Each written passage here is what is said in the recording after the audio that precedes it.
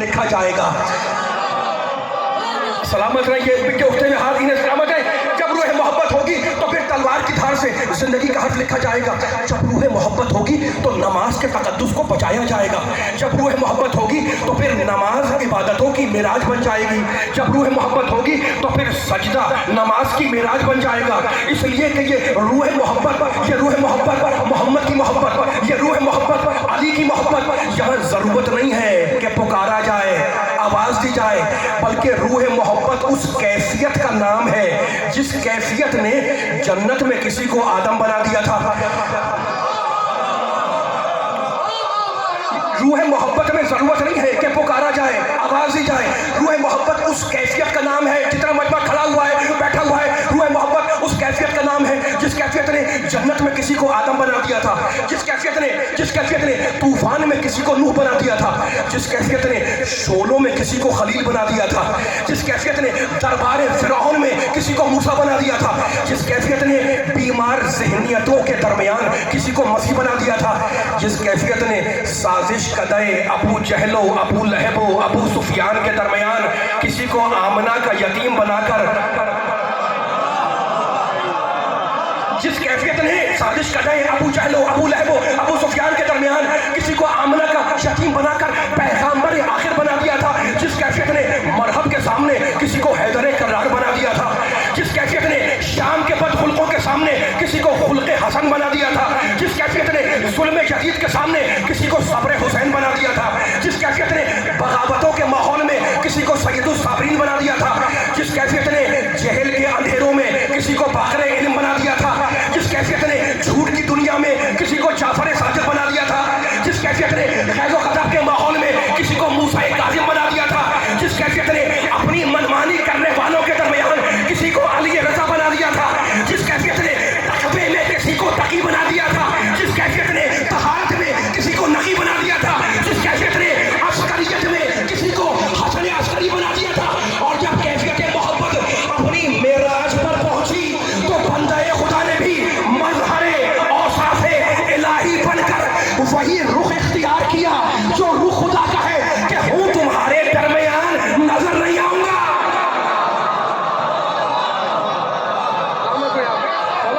آپ کو یہ پیمانہ محبت سلامت رہے. بولا بات رکھا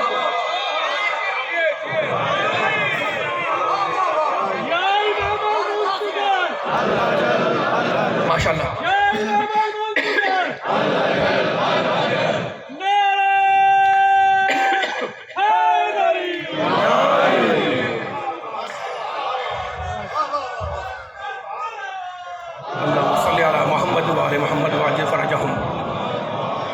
اس سے بھی بلند صلوات مل کے پڑھے محمد والے محمد پر.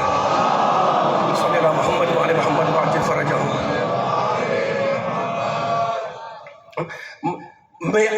اسلام میں عقیدے کا مرکز ہے ذات مصطفیٰ. ہم مصطفیٰ کے ماننے والے، مصطفیٰ کے کلمہ کو ہیں. اسلام میں عقیدے کا مرکز ہے ذات مصطفیٰ. میرے پیغام کو پہنچائیں، جہاں جائے پیغام جائے، ٹھیک ہے نا. تو اب جو بھی رسول کا اتباع کرے اس سے اللہ محبت کرے گا. میں نہیں کہہ رہا ہوں، سورہ آل عمران میں اللہ کہہ رہا ہے ان کنتم تحبون اللہ فاتبعوا. مجھے پھر ایک آیت پڑھنی ہے اور اس کو ریلیٹ کرنا ہے، میرا ساتھ دیے گا. ان کنتم تحبون اللہ فاتبعونی یحببکم اللہ. اسلام میں عقیدے کا مرکز ہے ذات مصطفیٰ.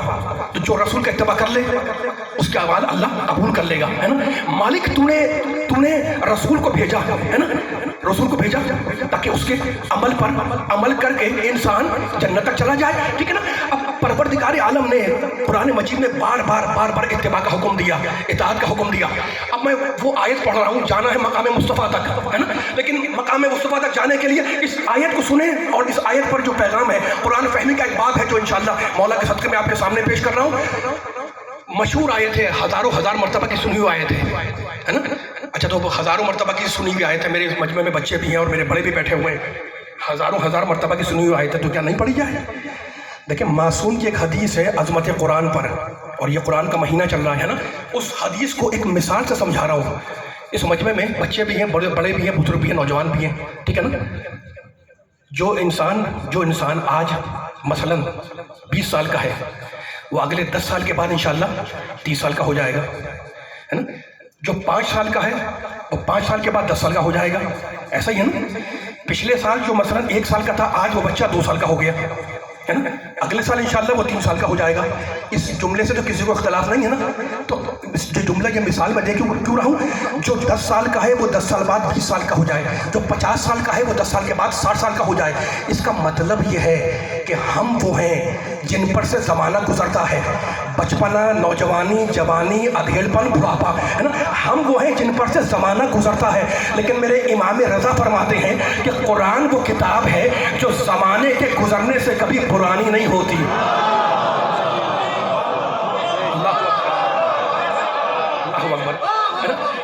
آج بھی تلاوت ہوگی, کل بھی ہوگی, ہے نا. صدیاں گزر جائیں تلاوت ہو رہی ہے, صدیاں گزر جائیں قرآن کی تلاوت ہوگی. ہم قرآن کے ماننے والے ہیں, ہے نا. نبی اکرم آخری نبی ہے, میرے جملے کو ریکارڈ کریں, خاتم النبیین ہے, خاتم المرسلین ہے نا. وہ جو کتاب لے کر آیا اس سے بڑی کوئی کتاب نہیں ہے, ٹھیک ہے نا. اب اس کتاب میں رب کائنات پروردگار نے ارشاد فرمایا, بڑی مشہور آیت ہے لیکن مجھے آگے پڑھنے دیں. یا ایھا الذین آمنوا, کیا ترجمہ ہے؟ اے ایمان لانے والوں. بڑا بہت لائٹ ترجمہ کر رہا ہوں میں, ترجمہ ہے بھی بڑا آسان سا, لیکن ایک پیغام دینا ہے, قرآن فہمی کا ایک باب کھولنا ہے.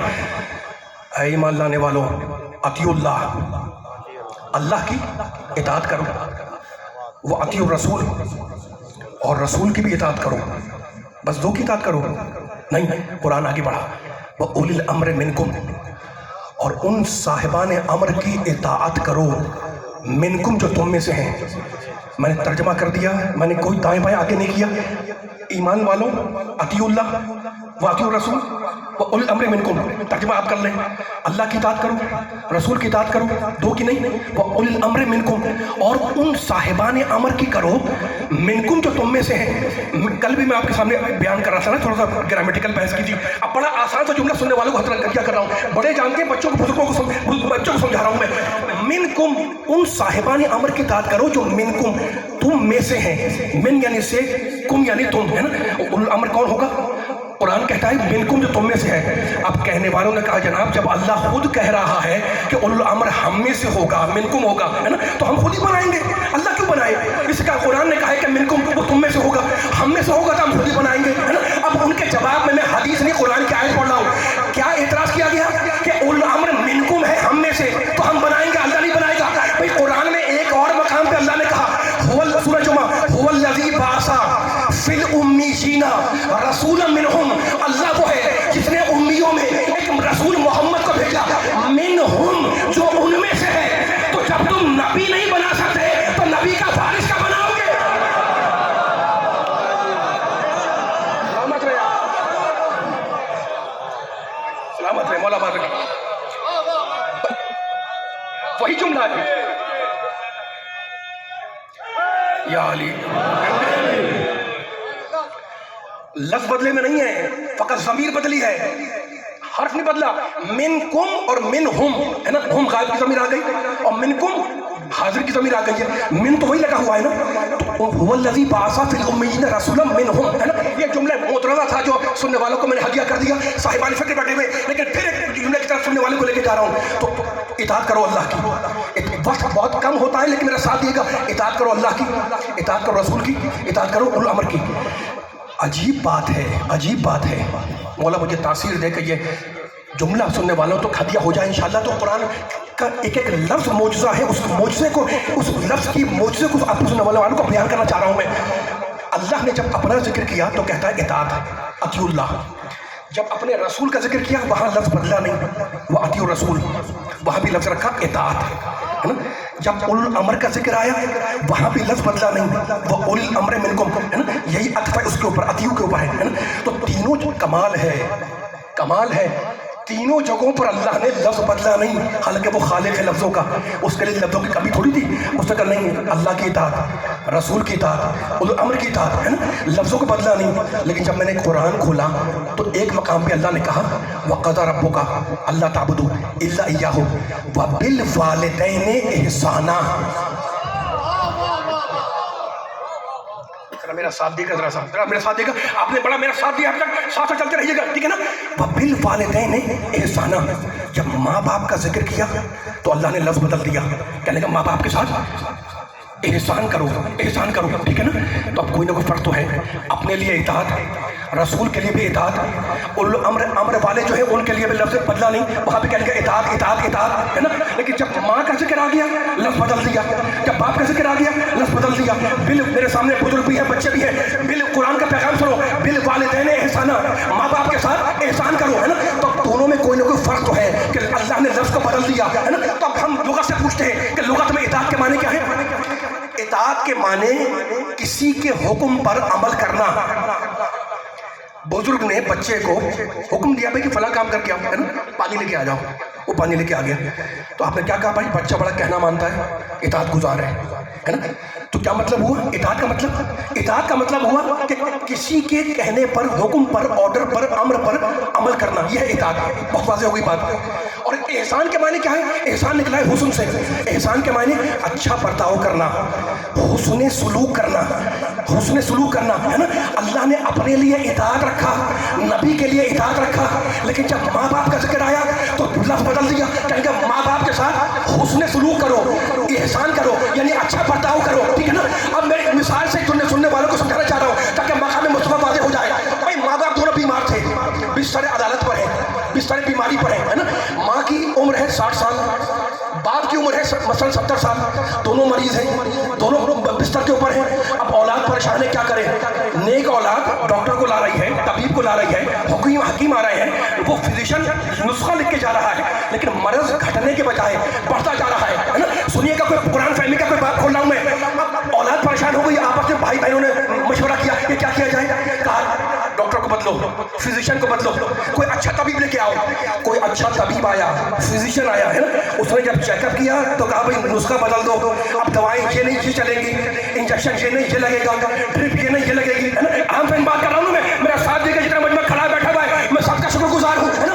अब जब डॉक्टर दवा का नुस्खा लिख के चला गया और दवा खाने का टाइम आया और बेटे ने पढ़कर बाप को दवा पेश की, तो बाप ने गुस्से में दवा फेंक दी और कहा डॉक्टर को निकाल दो।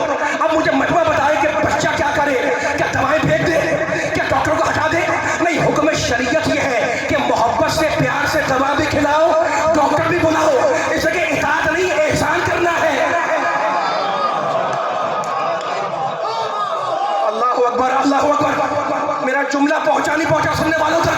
भाई हुक्म शरीयत ये है कि दवाई फेंक दो, हुक्म शरीयत ये है कि डॉक्टर का धक्का देके बाहर निकाल दो। नहीं, कुरान कहता है, हुक्म शरीयत कहती है कि प्यार से उसे दवा भी पिलाओ, बाप को एहतराम से डॉक्टर भी दिखलाओ। इसलिए इताअत नहीं, एहसान करना है। तो हमारी समझ में आ गया, क्या समझ में आ रहा है ना, हमारी समझ में आ गया, क्या समझ में आ गया कि कभी जो बाप कहे वही करना एहसान है, और कभी अगर बीमारी में कुछ वो कहे तो उसके खिलाफ करना एहसान है।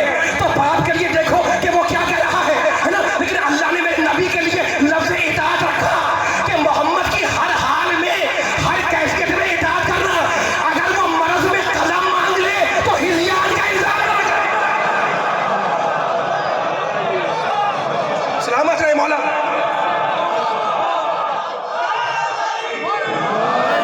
सलामत रहे। ये मकाम है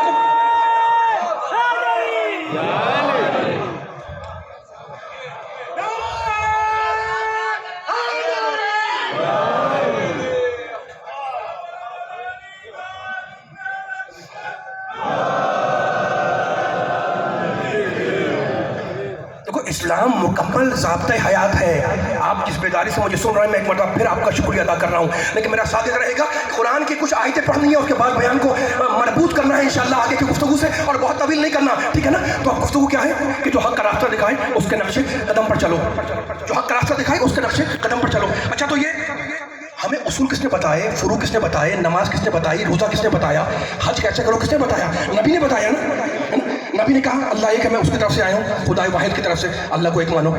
नबी ने कहा नमाज पढ़ो, और खुद मशहूर रिवायत है, पैगंबर फरमाते सल्लू कमा रायतुमूनी उसल्ली, वैसे नमाज